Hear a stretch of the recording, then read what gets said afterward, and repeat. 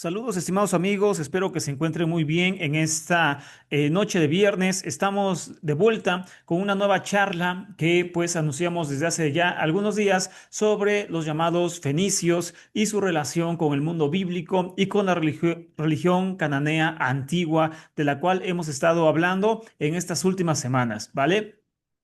Pausamos una semana esas charlas para que pudiéramos escuchar la disertación que siempre es muy agradable del profesor Pedro, que nos habló sobre el Jesús histórico y por ende hoy volvemos a retomar estas charlas sobre la religión cananea. Ahora, hoy nos toca hablar sobre los fenicios, pero antes de comenzar de lleno, quiero agradecer a cada uno de ustedes por estar presentes el viernes pasado en la charla, siempre colaborando a todos aquellos que siempre nos hacen el favor de compartir los videos que se suben al canal, de comentar, de hacer posible que esto llegue a más personas, porque al comentar, al compartir el video, al dejar tu like, haces que el algoritmo de YouTube lo lleve a muchas más personas y así este trabajo pues sea, por supuesto, depositado en las mejores manos cuando más personas van llegando. Así que suscríbete, si no te has suscrito y eres nuevecito, es totalmente gratis y así podrás saber cuando estemos subiendo un video nuevo o transmitiendo totalmente en vivo para todos ustedes. Así que vamos a comenzar ya en esta noche. Nos estamos acercando ya a lo que es pues el final de este año 2025. Estamos pues ya a muy pocas semanas, prácticamente 15 días de terminar el año, ya es muy poco y pues vamos a terminarlo de la mejor forma posible, estimados, con un buen tema y así comenzar a la vez de la mejor forma estudiando estos temas en el 2026. Ahora, pues bueno, como ven en pantalla, el tema que tenemos en esta noche sobre los fenicios, su religión, sus dioses y los sacrificios prohibidos. Ahora, los fenicios como tal, o el nombre fenicio y demás, no lo vemos constantemente en la Biblia, por eso tal vez se nos hace raro hablar de ellos o entenderlos desde la perspectiva solamente bíblica. Pero lo que sí viene en la Biblia directamente, como lo veremos hoy, son el nombre de las ciudades que pertenecían a los fenicios, como es el caso de Tiro y Sidón, que la Biblia las condena constantemente en muchas, pero muchas partes. Inclusive, como veremos en unos minutos más, en el mismo Génesis ya aparece el nombre Sidón, que es una de las ciudades más importantes de ese pueblo cananeo, que son los fenicios. Después de Babilonia y Egipto, el pueblo más mencionado es este en la Biblia, el de los fenicios. Repito, solo que bajo el nombre de sus ciudades. Hay citas muy importantes que hoy recordarás hablando de estas ciudades y tal vez tú no sabías que pertenecían a ellos, a los fenicios, y que eran también cananeos. Este pueblo, aunque fue un pueblo pequeño, sin duda dejó una marca invaluable en la historia de la humanidad literalmente y también en la historia bíblica. Entonces es bastante importante entender a este pueblo que marcó para siempre, sin lugar a dudas, la religiosidad antigua, pero también la historia de todos los tiempos de la humanidad. Y ahora me entenderás por qué digo eso. Ahora, entonces, para entender esto y en comenzar de lleno, cuando pensamos en los grandes pueblos de la antigüedad, solemos recordar solamente a imperios como Egipto, Asiria, Persia, Babilonia. Sin embargo, hubo un pueblo pequeño, sin vastas tierras ni ejércitos monumentales, que cambió el curso de la historia de forma silenciosa, y ellos fueron los fenicios. Los griegos los llamaron foineques, los púrpuras, es decir, este nombre de fenicios viene de los griegos porque los fenicios se dedicaban, entre tantas cosas, al comercio, eran comerciantes marítimos. Ahora veremos dónde están sus ciudades y por qué tenían salida hacia el mar.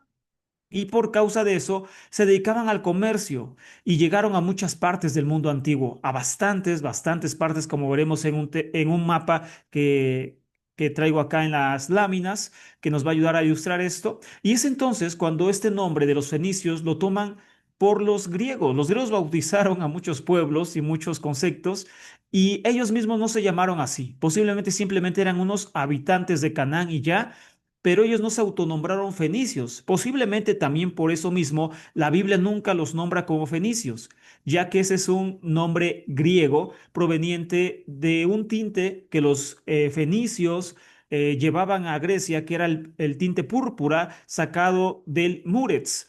Ahora, ellos probablemente simplemente se autonominaban cananeos, no fenicios, pero pues los griegos así los bautizaron, repito, basándose en este tinte púrpura que exportaban a Grecia. Así, bueno, se deriva este nombre de los fenicios. Ahora, como ven aquí en pantalla, para ilustrarnos un poco de lo que estamos hablando, tenemos un mapa del Mediterráneo sobre todo, y con esa ruta, esas líneas rojas que ven en pantalla, son las rutas marítimas de los fenicios y las partes a donde pudieron llegar en su momento de apogeo. Como ven, hay una línea también verde donde aparece la palabra Biblos, Sidón y Tiro, que fueron las ciudades más importantes de Fenicia. No las únicas, pero sí las más importantes, y dos de ellas son mencionadas constantemente en la Biblia, que es Sidón y Tiro. Como ven, están en la costa y por eso tenían salida hacia todo lo demás del mundo, pero obviamente también dependió de ellos que lo pudieran hacer. También ahí aparece un punto rojo, que es lo que actualmente es Israel. Es decir, como ven, eran vecinos de los israelitas y eso también conllevó una influencia muy importante hacia el pueblo judío, hacia el pueblo israelita. Así que aquí vemos estas rutas marítimas y como ven llegan a lo que, a lo que podemos entender como África, Europa, pues después lo que vino a ser Italia, Grecia, etcétera. Es decir, ellos llegaron a lugares muy, muy lejanos, la península ibérica, como se le conoce. Es decir, que ellos llegaron a lugares que ni nos imaginamos en el mundo antiguo, navegantes excelsos. Y también aquí, donde dice África, cuando ves el mapa, bueno, está descrito el nombre de África o puesto el nombre de África y aparece la ciudad de Cartago. Esta ciudad ellos la fundaron y ahorita vamos a ver que hay una importancia muy, muy grande en esta ciudad de Cartago y que también es un vestigio muy importante para entender su religiosidad y veremos algo muy curioso del nombre Cartago y por qué se llama así. Ahora, entonces, pues bueno, como ven, ellos inundaron el mundo antiguo de su comercio, pero a la vez no solamente llevaron el tinte que les dio su nombre como fenicios, el tinte púrpura, de ahí se deriva su nombre en griego.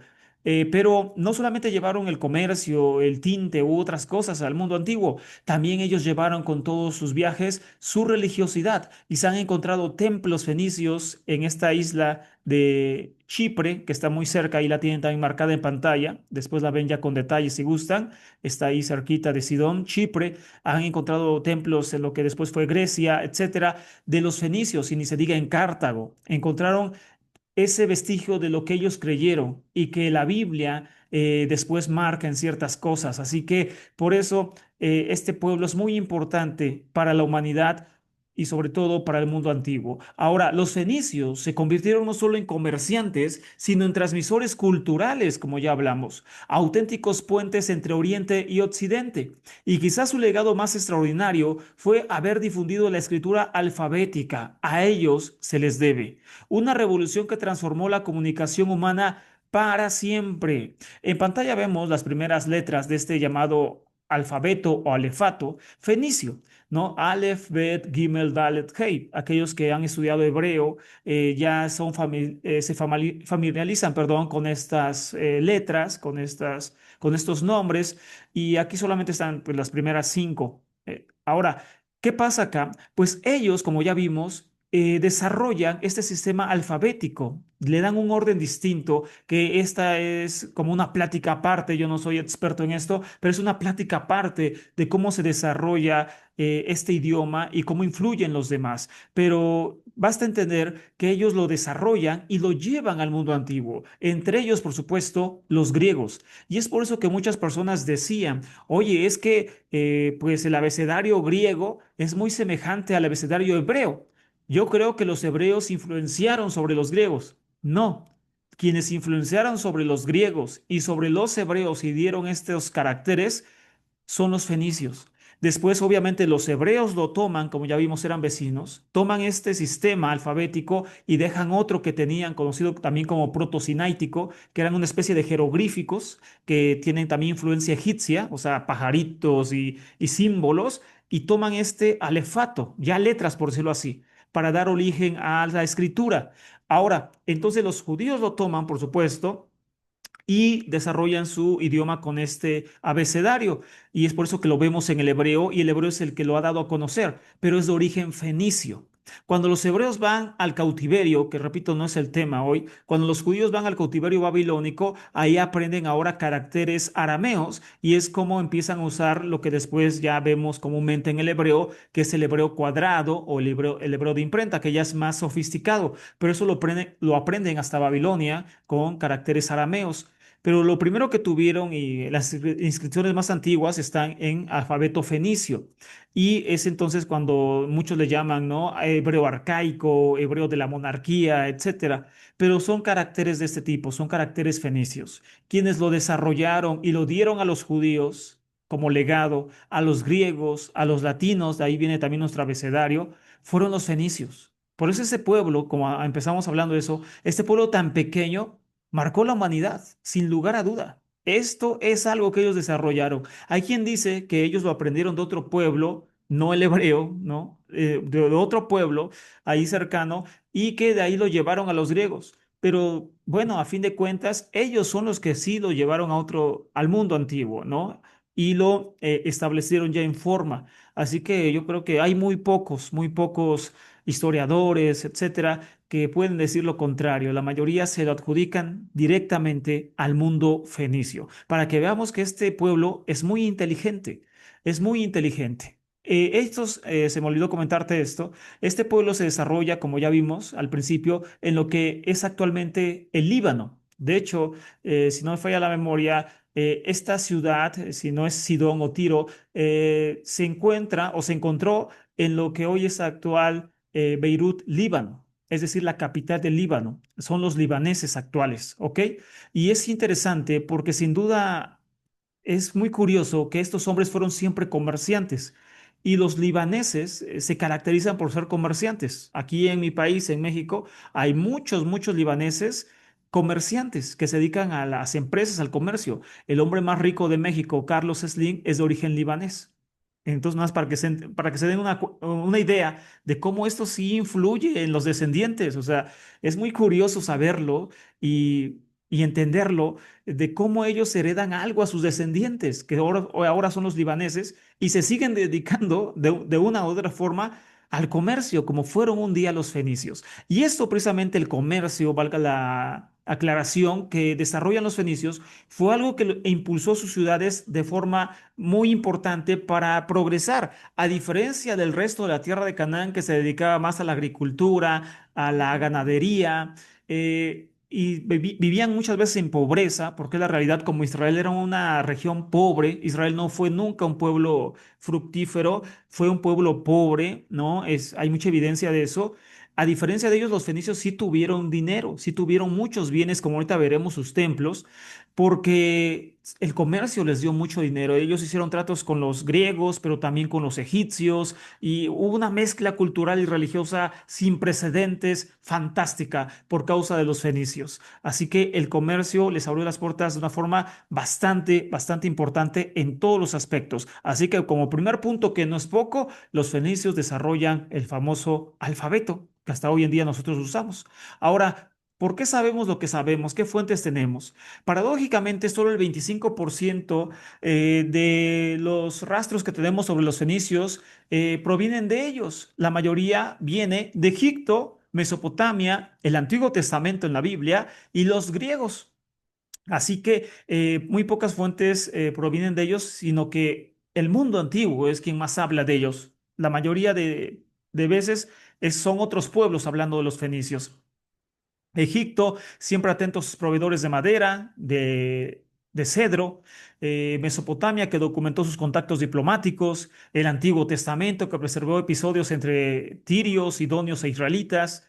Supuestamente la Jezabel, una de las mujeres más famosas de la Biblia, era hija de un rey sidonio. Entonces ahí vemos cómo esto está ahí siempre presente. Los griegos observaron con orgullo y desconfianza la capacidad comercial de estos navegantes antiguos. También Fabio Josefo, Filón de Biblos, valga la aclaración, Herodoto y Diodoro de Cilicia nos proporcionan fragmentos, reconstrucciones y ecos del pasado. Junto a ellos, la arqueología, especialmente de Ugarit, ha permitido reconstruir la estructura religiosa y social de este extraordinario pueblo marítimo de Fenicia.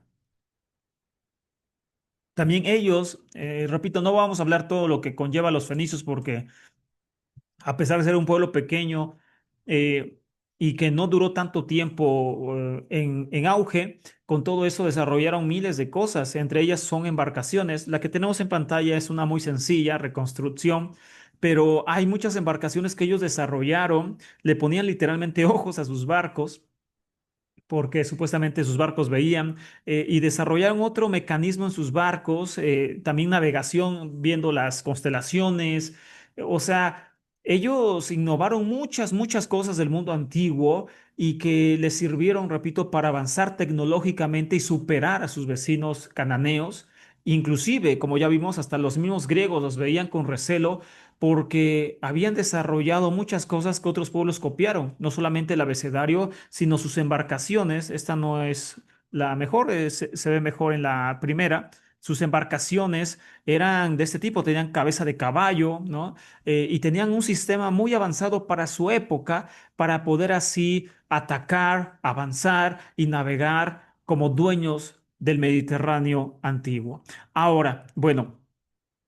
También la historia fenicia se hunde más o menos en su aparición del segundo milenio, igual que Israel. Algo también curioso es que aparecen al mismo tiempo que Israel en forma, año 1200 promedio antes de Cristo, el comienzo de la Edad de Hierro. La llamada revolución urbana de Levante consolidó a Fenicia como un nodo de intercambio entre los grandes centros de civilización. A través de Biblos, Tiro y Sidón pasaban metales, madera, perfumes, papiro, piedras preciosas, bienes que alimentaron el desarrollo de reinos mucho más poderosos. Fenicia se extendía por una estrecha franja de montañas que descienden abruptamente hacia el Mediterráneo. Allí, en las cimas del Líbano, crecían los cedros más famosos de la antigüedad. Su madera era tan codiciada que Egipto dependía de ella para construir templos, barcos y palacios. Así que por eso esta nación era muy importante, ya que entre tantas cosas que hacían y exportaban, una de ellas, de las más valiosas y preciadas, era su madera del Líbano, del bosque del Líbano. De ahí ellos sacaban mucha madera y la llevaban a las demás naciones. La misma Biblia habla de esta madera que ocupa Salomón para su templo, pero no solamente en la historia bíblica haya sido o no haya sido verdad, sino que hay registros que los faraones le compraban esa madera porque ellos sí la usaban para sus templos. Así que era muy apreciada esta madera. Como ya vimos hace unos minutos, Fenicia, el nombre Fenicia no aparece directamente en estos pasajes de la Biblia, pero sí aparecen sus ciudades. Y en Génesis capítulo 9, cuando se habla de los descendientes de Noé, aparece Cam, el hijo de Noé, de los tres hijos que sobreviven y que pues peca contra su padre, ¿no? En Génesis 9 ve la desnudez de su padre, según la Biblia. Bueno, entonces en este caso, al hacer esto, viene una maldición contra sus descendientes y ahí aparece Canaán, supuestamente como descendiente de Cam. Y entonces a la vez Cam también es maldecido, pero dice esto en Génesis 10:15.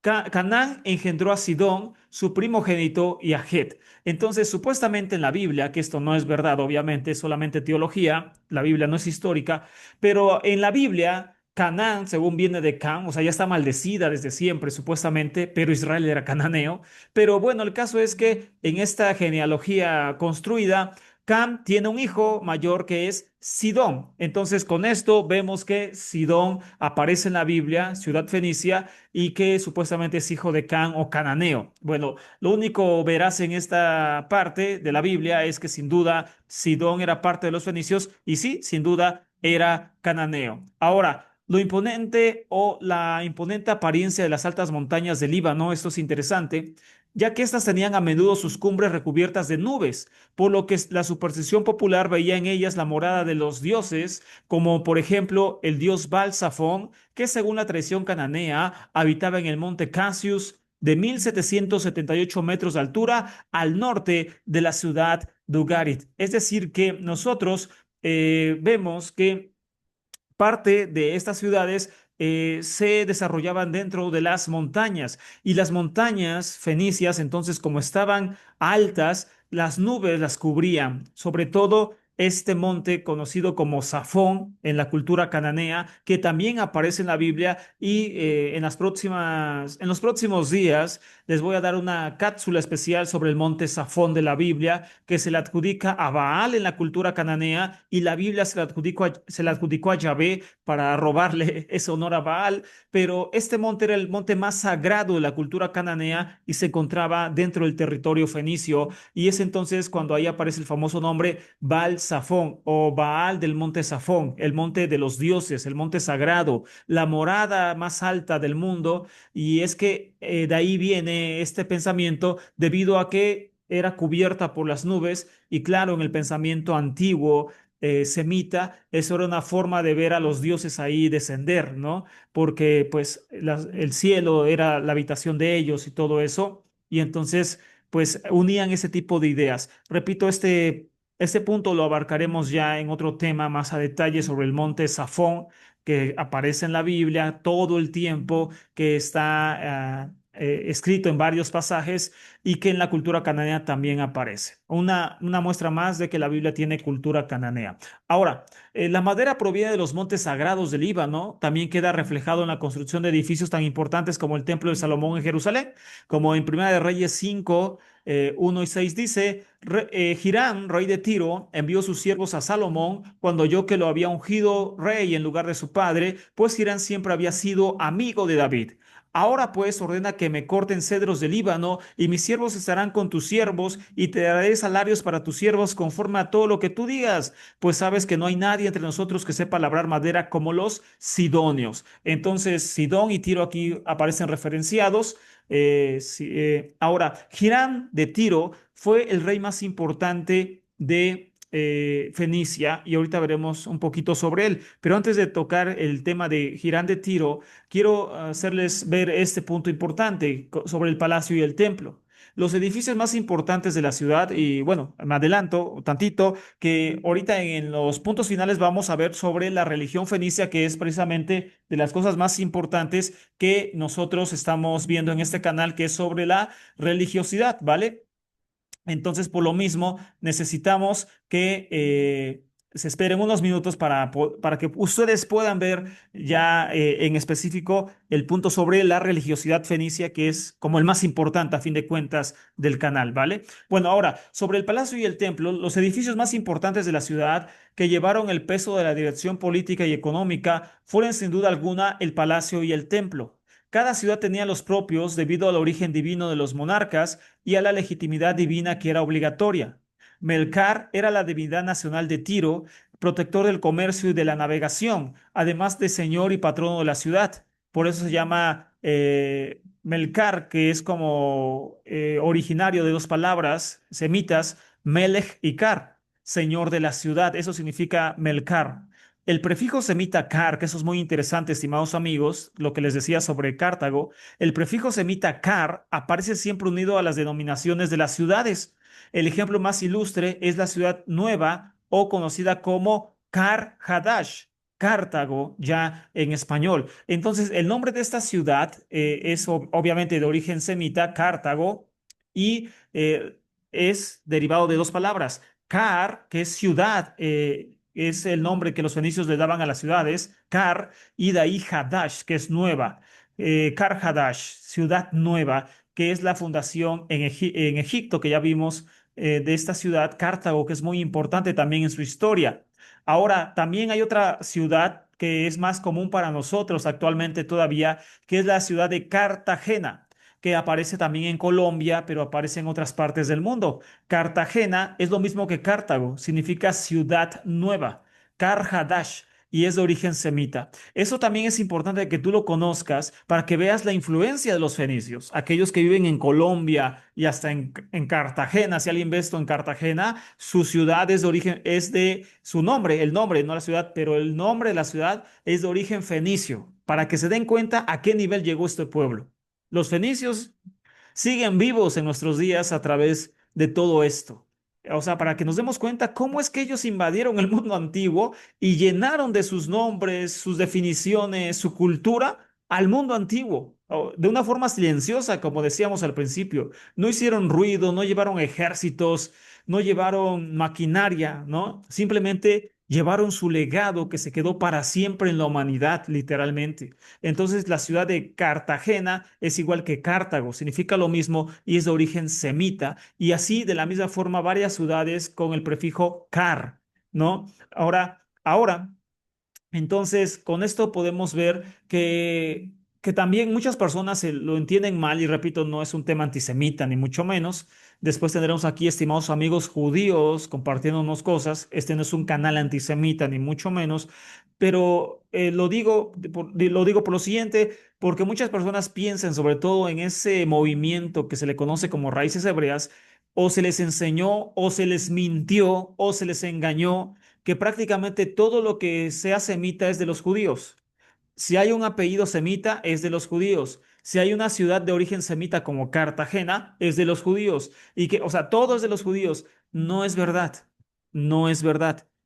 Hay este caso como de los fenicios que dejaron su legado semita, porque también lo eran, al mundo y obviamente ellos tenían su propia cultura y demás y no tiene nada que ver con el pueblo judío, ¿ok? Así que no todo lo que sea semita es judío. Hubo otros pueblos que dejaron un legado también muy importante en la humanidad. Ahora, las ciudades fenicias, Biblos, Sidón y Tiro. La geografía accidentada, como ya vimos, montañosa y demás, creó ciudades autónomas, cada una con su propio rey, su templo y sus tradiciones. Tenemos a Tiro, Sidón y Biblos, que fueron las más prestigiosas de ellas, o sea, ciudades que pues se desarrollaron de una forma más importante que las demás ciudades fenicias, pero también que las demás ciudades cananeas, por lo que ya vimos, por el comercio y demás. Estas ciudades fueron muy ricas. Y esa es una de las razones, sin duda, por las cuales constantemente la Biblia las está atacando, porque la Biblia sí las está atacando constantemente. Y a veces no por religión. La Biblia las ataca por esto, porque eran ricas, pero ricas por el comercio. Pero la Biblia con todo eso las ataca, ¿no? Ahorita veremos pasajes donde se ataca esto. Por ejemplo, miren, aquí tenemos Tiro, la primera, la gran metrópoli comercial y madre mediterránea.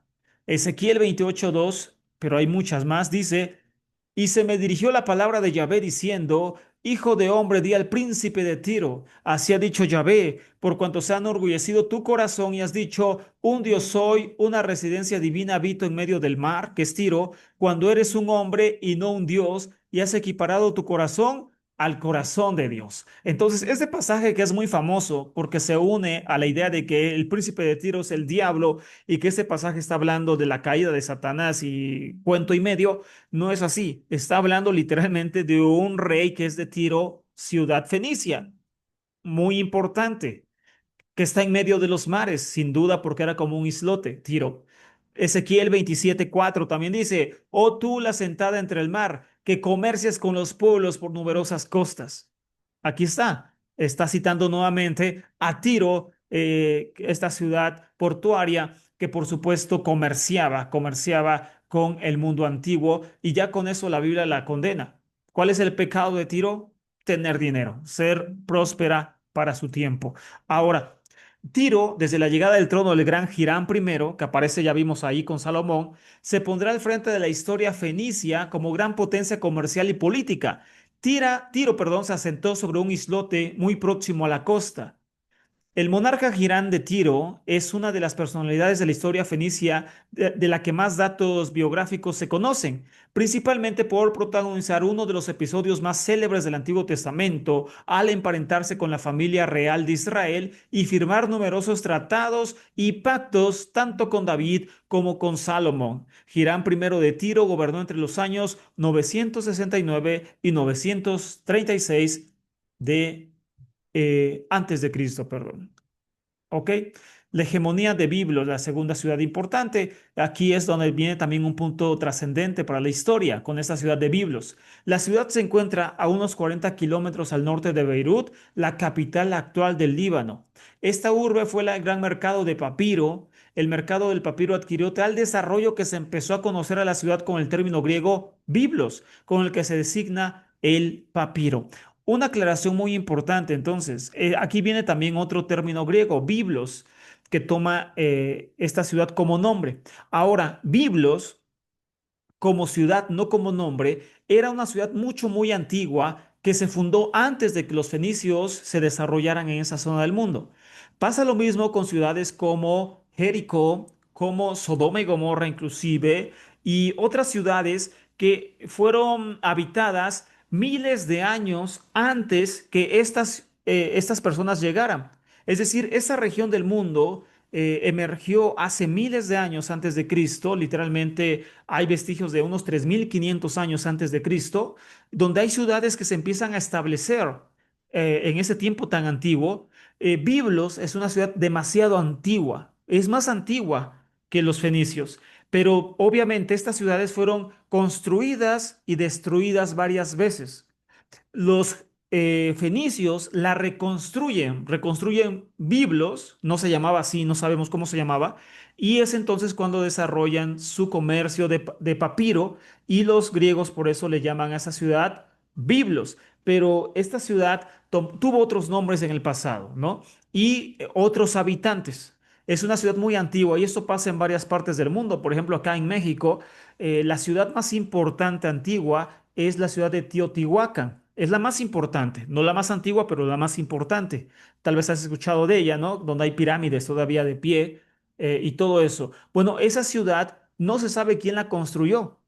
Los últimos habitantes, sí se sabe quiénes fueron, los últimos habitantes, pero ellos no fueron los que la construyeron. Ellos llegaron cuando ya estaba construida y la habitaron y la compusieron. Pero esa ciudad ya existía desde hace mucho tiempo atrás. Ese mismo fenómeno pasa ahí en el Medio Oriente, en el Levante, como Jerusalén en la Biblia también, que la misma Biblia dice que ya existía y que David la conquista y la hace suya. Ellos no la levantan, ellos simplemente la toman a la fuerza y le ponen muros.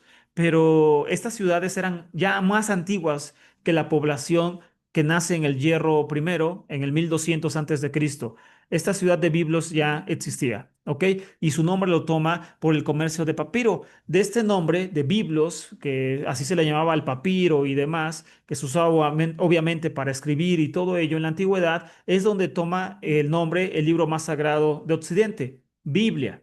Biblia significa conjunto de libros. El término como tal hoy es sagrado, pero su origen no es sagrado. Es simplemente el nombre o el término que se usaba para el conjunto de libros o papiros o documentos sí, lo que se usaba para escribir en la antigüedad. Entonces, el término Biblia, que viene de biblos y todo eso, no es un término sagrado, ¿no? Así que, pues de ahí también viene, o sea, esta es otra herencia, ¿no? De los fenicios, de ahí viene ese nombre que actualmente se le da al libro más sagrado de Occidente, la Biblia. Por eso pues los judíos le llaman Tanaj, no le llaman Biblia. Los judíos le llaman Tanaj, que significa profetas, escritos y ay, el otro nombre, perdóname, no lo tengo fresco ahorita lo recuerdo, pero el caso es que le llaman Tanaj, ¿ok? Que son profetas, escritos y me falta uno, y la Torá, perdóname, Tanaj, por eso es Tanaj, que es la Torá, ley de Moisés, escritos y profetas, Neviín, Ketubín y Torá. Entonces, ese término usa el pueblo judío, no le dice Biblia, ¿no? Pero bueno, ahí de aquí viene también ese término y es entonces por eso, otro legado de los fenicios, y repito, ahorita vamos a entrar a lo religioso que te va a tirar de la silla. La ciudad de Sidón, por último, se fundó sobre una colina elevada, junto al mar, y esta fue la gran capital fenicia del sur. Hacia finales del siglo IX a.C., Sidón y Tiro estaban unidas políticamente. habiendo heredado sin duda alguna la posición hegemónica que Biblos había tenido durante siglos. Acab, hijo de Mori, hizo lo malo ante los ojos de Yahvé, más que cualquier que le había precedido. Y lo de menos fue seguir a los pecados de Jeroboam, dice la Biblia, hijo de Nebat, pues tomó por esposa Jezabel, hija de Idjobal, rey de los Sidonios, y fue y sirvió a Baal y se postró ante él. Primera de Reyes 16, 30 y 31. Aquí tenemos uno de los pasajes más célebres de la Biblia, mencionando a los Sidonios o Sidón por causa de Jezabel.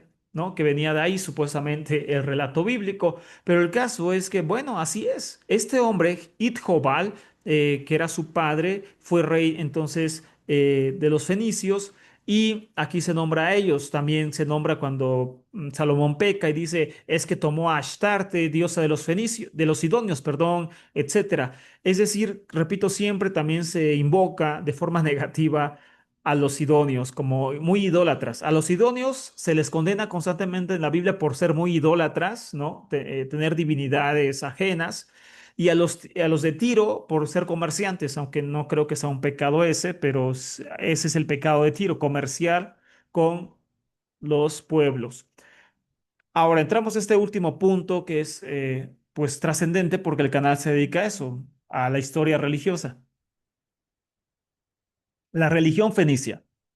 Entonces, como ya vimos, pues los fenicios tenían una religión cananea. Este fragmento es interesante, es de Herodoto y dice lo siguiente: navegué también hasta Tiro de Fenicia, al enterarme que allí había un santuario consagrado a Hércules, Melcar, el Heracles Mercar. Lo vi ricamente adornado y entre muchas ofrendas en él había dos estelas. Ya vimos en un tema lo que son las estelas. Repásalo si no viste ese tema. La una era de oro y la otra era de esmeraldas, que de noche brillaban extraordinariamente. Entonces aquí vemos en este fragmento de Herodoto cómo entonces había templos muy fantásticos en Fenicia, templos que tenían literalmente piedras adornadas con oro y piedras preciosas, estelas. Hay un tema que dimos también hace unas semanas que es importante que lo vean, que se llama escritos politeístas en la Biblia hebrea, que tiene muy poco que lo subimos, y ahí se habla de las estelas. También otro tema que se llama las imágenes de Yahvé, donde se habla de las estelas. ¿Por qué? Porque las estelas eran símbolo de los dioses, era una forma de representar a las divinidades, por eso aquí aparecen muy adornadas con oro y piedras preciosas, porque era una forma de representar a sus divinidades, ¿ok? Ahora, el poder del rey estaba legitimado por la divinidad, es decir, los dioses respaldaban al rey, especialmente por Melcar, como ya vimos, el dios de la ciudad. En Chipre, ciudades como Kitión o Idalión muestran templos dedicados a Astarte y a Nat, donde se mezclan elementos culturales orientales y mediterráneos, creando un mundo híbrido multicultural. Es lo que platicábamos hace un instante, les enseño rápido el mapa, que al ser los fenicios un pueblo navegante que llegó a muchas partes del mundo, aquí tenemos Chipre, lo tenemos en pantalla, prácticamente enfrente de Sidón, ahí es una isla, Chipre es una isla, ahí tenemos estos templos donde uno aparece para Astarte y otro para Nat. Porque digo que en cada tema, que cada charla es una pieza de rompecabezas, porque lo es. Hace 15 días vimos el tema de las diosas de Israel y hablamos de Anat, Ashtarte y Ashera y su división. Si no viste ese tema, tienes que verlo, porque si no, no entiendes lo demás. Entonces, aquí vemos que esto es real, lo que venimos platicando. Había templos dedicados a cada diosa, no era la misma diosa. Y en Chipre se encuentran templos dedicados a una y a la otra. Y entonces, como ya vimos, al ser los fenicios un pueblo que andaba por todas partes, entonces por ende levantó templos en lugares que no eran fenicios, como Chipre, pero no es el único. Hay otras partes del mundo donde se encuentran templos fenicios. Es decir, ellos llevaron su religiosidad, la religión semita cananea, a otras partes del mundo, ¿no?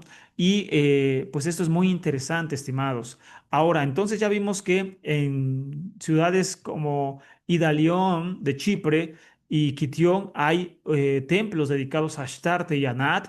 donde se mezcla las divinidades griegas y fenicias. También ya vimos que en Tiro, según Herodoto, había un templo a Hércules que los fenicios le llamaban Heracles, Melcar, es decir, una fusión de su dios principal, Mercar, señor de la ciudad, con un dios griego que es Hércules. Así que los fenicios empezaron a mezclar las divinidades, no solamente con los griegos, hicieron lo mismo con Egipto. Por eso se han encontrado imágenes de Astarte, diosa de fertilidad, con facciones o adornos egipcios, como si fuera una diosa egipcia, pero es Astarte, porque, repito, los fenicios empezaron a mezclar todo esto porque pues así lo quisieron hacer en cuanto a que se mezclaron con los pueblos.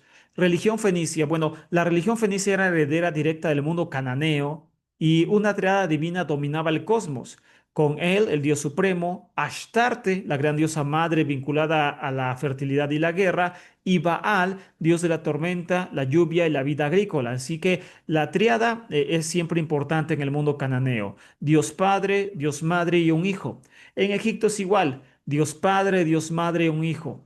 En Egipto es Osiris, Horus e Isis. ¿Ok? Padre, Madre e Hijo. En el cristianismo es o Padre, Hijo y Espíritu Santo o Jesús. También hay una Trinidad a fin de cuentas. Entonces, la religión entiende las cosas como por Trinidad. En Canaán era esto, en Egipto también existía y así sucesivamente. Los fenicios también tenían una triada de dioses principales, dioses padres, papá, mamá y hijo, para que se entienda. Con el tiempo, y por supuesto más dioses además, pero esos eran los principales. Con el tiempo, cada ciudad desarrolló su propio panteón dominante. Tenemos a Tiro con Melcar, considerado por los griegos como un equivalente a Heracles. En Sidón, Eshmun, dios sanador. En Cartago, una ciudad importante de fundación fenicia, a Tanit y a Baal-Hamón. Tanit es una diosa y Baal-Hamón, y los templos eran moradas divinas y centros económicos. La prostitución sagrada, documentada en ciudades como Biblos y Pafos, formaba parte de ciertos vínculos a la fertilidad y devoción, ritos vinculados a la fertilidad y devoción. Entonces, una de las cosas que también se demostró que tenían los fenicios era la llamada prostitución sagrada. ¿En qué consistía esto? Ahora lo veremos. Es muy interesante. Los templos fenicios no funcionaron exactamente como lugares de culto, ya que eran morada de los dioses en sí mismos, unas divinidades generalmente anicónicas, perdón, es decir, sin imagen. O sea, los judíos no eran los únicos que no le hacían imagen a Yahvé totalmente. Hay una que otra imagen que existe de Yahvé, pero pues no eran los únicos que hacían eso. También los edomitas no hacían imagen de su dios, no hay imágenes del dios Cos, edomita. Y también los fenicios les gustaba representar a su dios a través de piedras, no de imágenes directamente. Entonces este era un pensamiento muy compartido. Existió cierta jerarquía por debajo de los sacerdotes y sacerdotisas que rigieron el templo. Artesanos, escribas, cocineros, barberos que cortaban el pelo en honor a sus dioses, afeitando el cabello de sus súbditos, y las llamadas prostitutas sagradas que entregaron su cuerpo a los extranjeros en honor a la divinidad.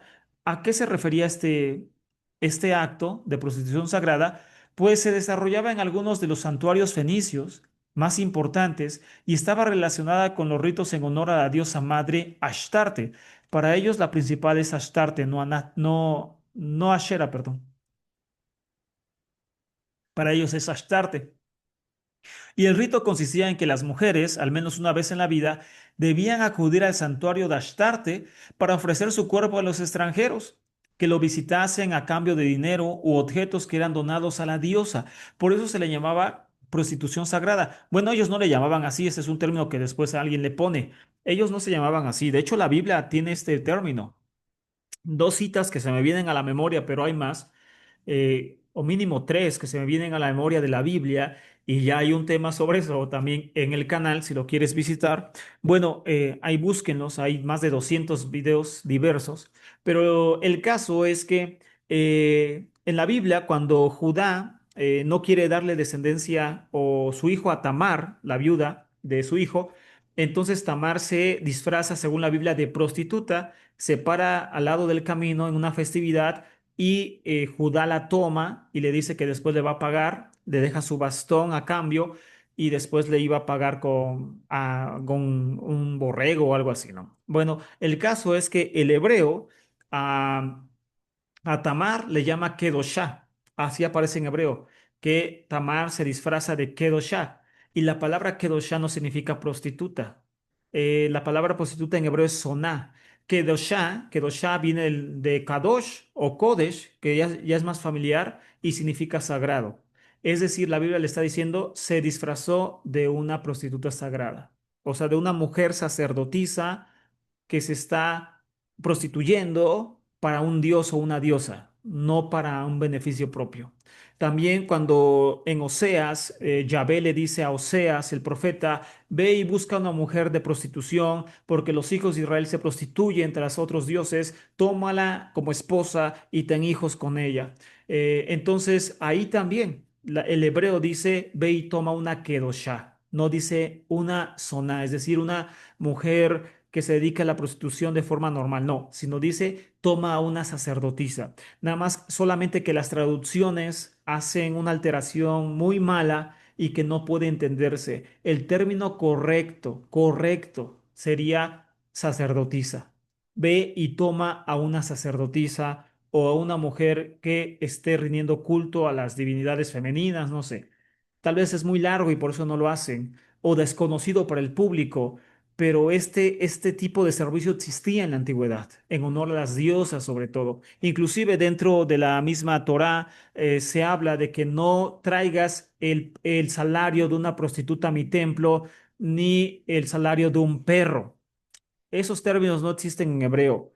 El pasaje ahí lo que está diciendo en la Torá, si no me falla la memoria, es Levítico, es no traigas la ofrenda de una kedoshá a mi templo, de una prostituta sagrada, ni de un hombre que también se dedique a la prostitución, es decir, había hombres que también se dedicaban a la prostitución sagrada en algunos templos paganos. Es lo que está diciendo el pasaje, no traigas el precio de hombres o mujeres que estén ofreciendo su cuerpo en honor a los dioses para traer ofrendas, porque eso existía en este tipo de templos de la antigüedad. Eso se prohíbe en la Torá de Moisés. Repito solamente que las traducciones son terribles y esconden este contexto religioso y cultural. Y así hay muchos otros pasajes. Repito, ya aquí en el canal hay temas sobre eso. Ahí aparecen los títulos. Si te interesa, lo puedes buscar gratis.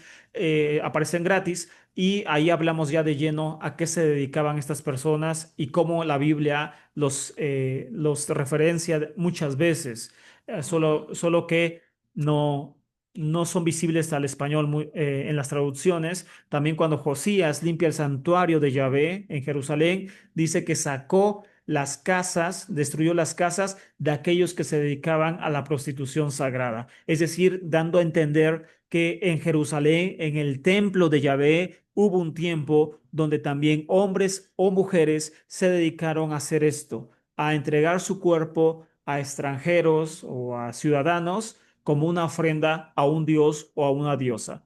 Bueno, esto lo hacían comúnmente los fenicios también.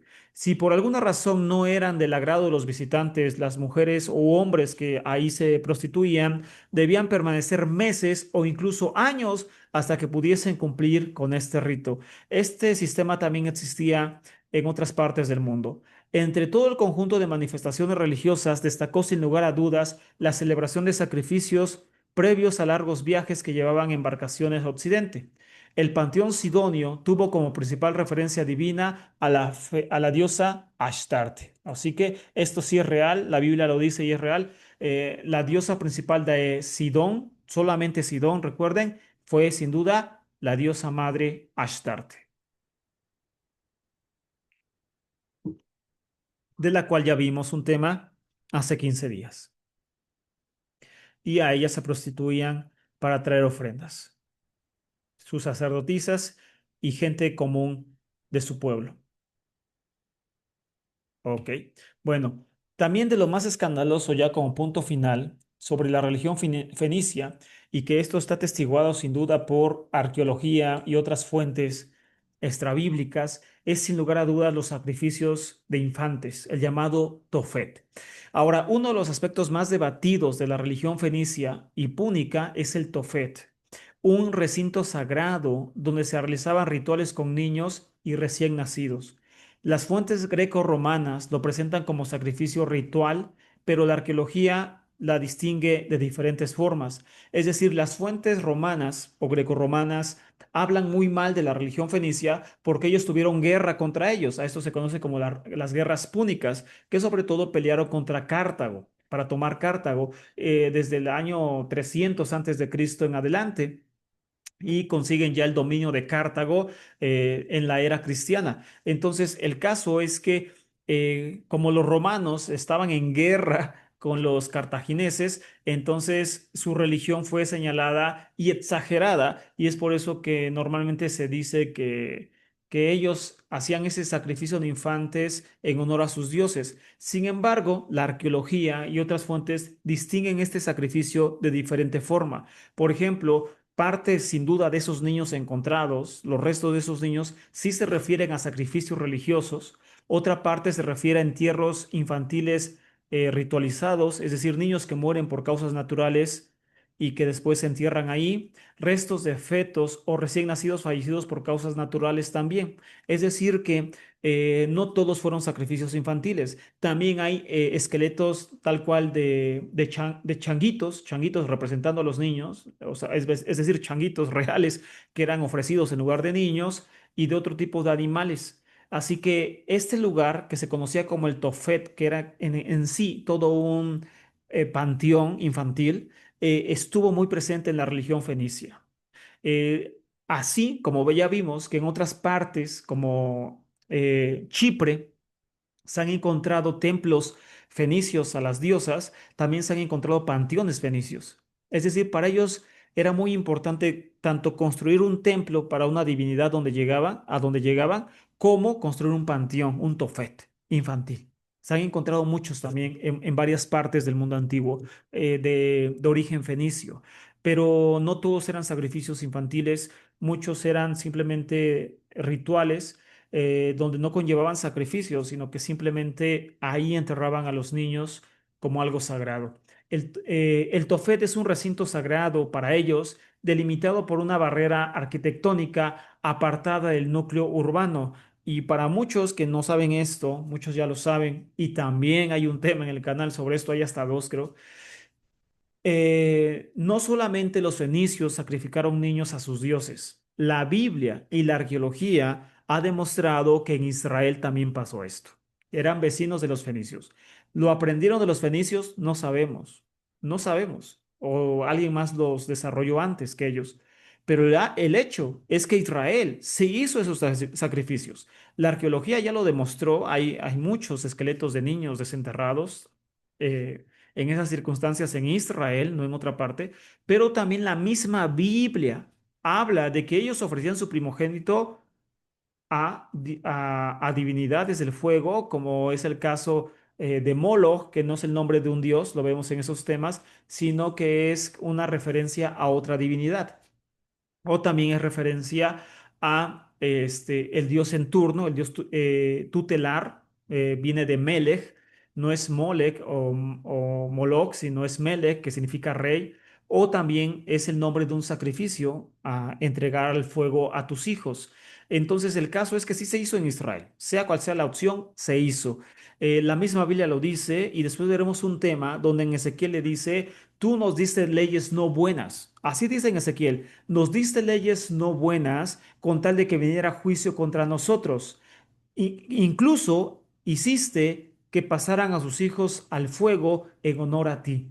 Es decir, que en Ezequiel se dice que esos sacrificios Yahvé mismo los mandó para castigarlos después, que es como que algo ilógico. Ese tema lo veremos después si está en Ezequiel en hebreo, español, griego o en cualquier idioma que tú quieras. O sea, no es una mala traducción.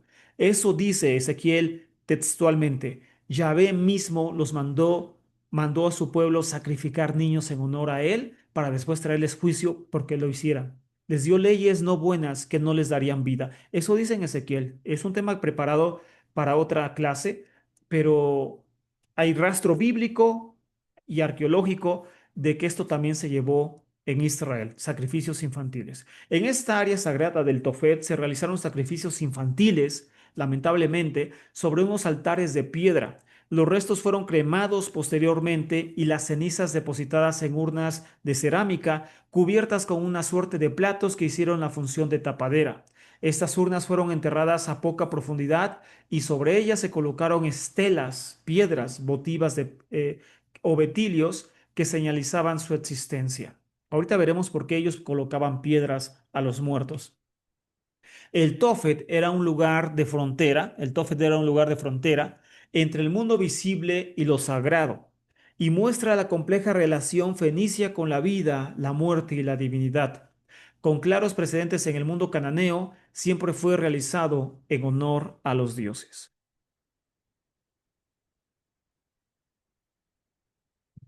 Es decir, este sacrificio no era realizado por otras circunstancias más que por las divinidades, en momentos de suma angustia, en momentos muy importantes, tomaban a su primogénito y lo entregaban a las divinidades. Esto sí es real, es muy terrorífico pensarlo, es muy impactante creer que un mismo padre haría esto a su hijo, pero sí pasó. Esto sí no es mito, no es mitología, no es leyenda.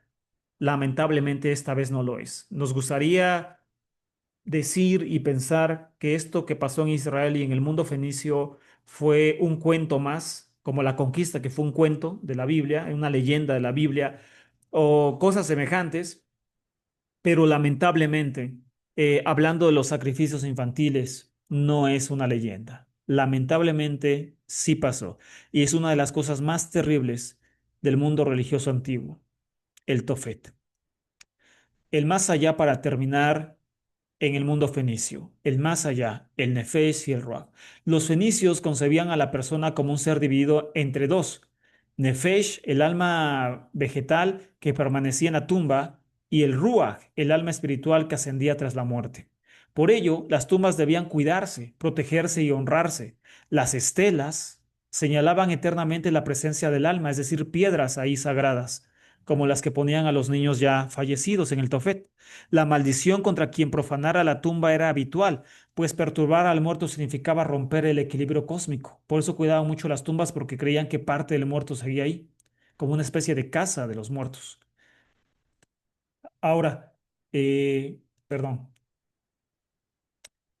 tras la caída, bueno, la caída de este mundo fenicio es real. La Biblia habla de esto, de su caída.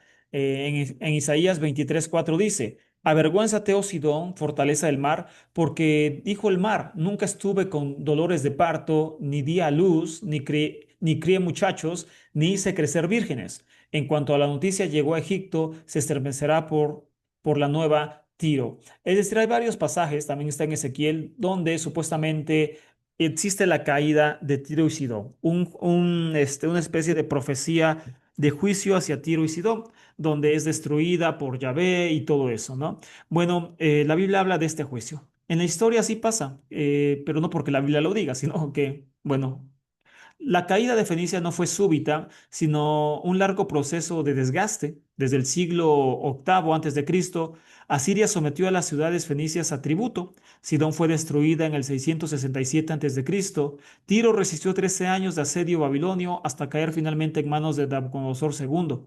Bajo los persas conservaron cierta autonomía, pero la helenización griega posterior transformó profundamente la región.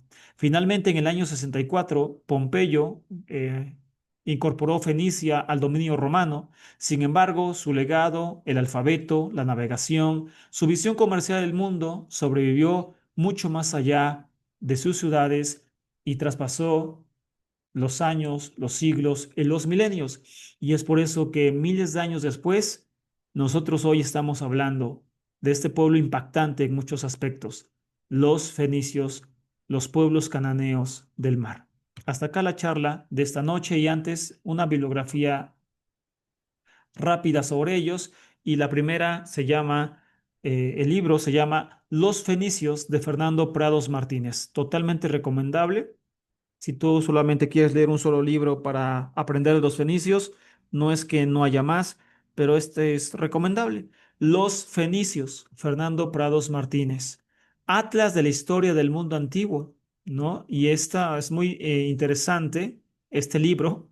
Creo que está gratuito en internet, que se llama Atlas de la historia del mundo antiguo, porque es un libro gratuito que viene de los rusos. Entonces es dirección del Ministerio de la URSS, Moscú, 1984. ¿Ok?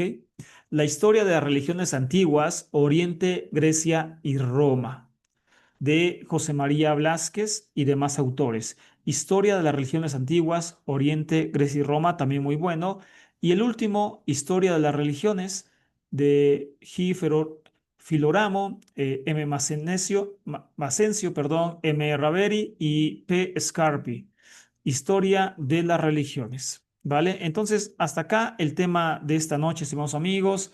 Agradecemos su presencia al tema y, por supuesto, que sigan compartiendo, suscribiéndose, dando like al video y dejando sus comentarios y así poder seguir avanzando. Nos saludamos muy pronto, estimados amigos, con una temática nueva, con un tema nuevo y si todo sale bien, será en los próximos días. Sigan teniendo un excelente fin de semana, un excelente viernes y nos saludamos lo antes posible, estimados amigos. Gracias por su preferencia, gracias por su atención, por sus visitas y que sigan pasando un excelente fin de semana. Nos saludamos pronto, estimados amigos, y hasta la próxima.